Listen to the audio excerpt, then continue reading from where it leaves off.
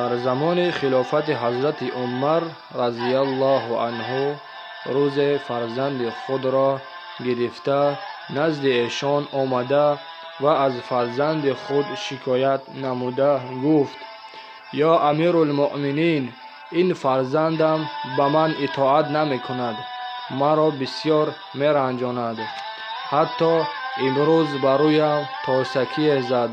من آمدم تا در گواهی شما و یارانتان فرزند خود را عاق کنم.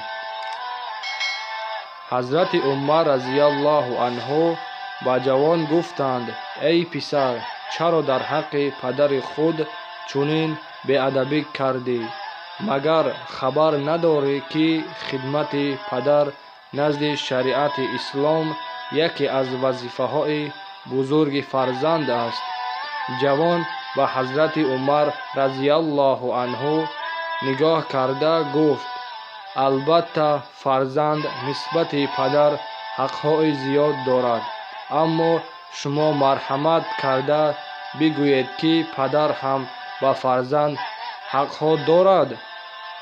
حضرت عمر رضی الله عنه گفتند: قبل از همه پدر بر فرزند سه حق دارد.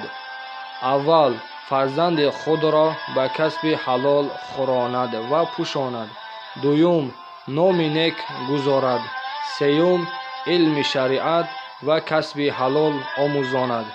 جوان در جواب گفت: یا امیر المؤمنین، از این سه حقی که شما گفتید حاضر بیان نمودید، پدر حالا یگان طاعتش را به جا آورده است.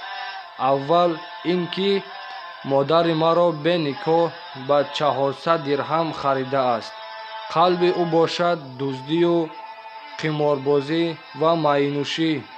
دیگر اینکه نام مرا جعل گنبسک سیاه گذاشته است، یعنی از سبب آنکه آن حق‌هایی که شریعت نزد تو گذاشته است از عهده اجرای آن نبرآمدی. از نام شریعت اسلام فرزند تو عاق پدر نشده است، بلکه خود تو عاق پسر گشتی.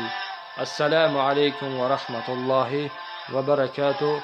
خداوند همه ما و شما را در پناه خود نگاه بدار.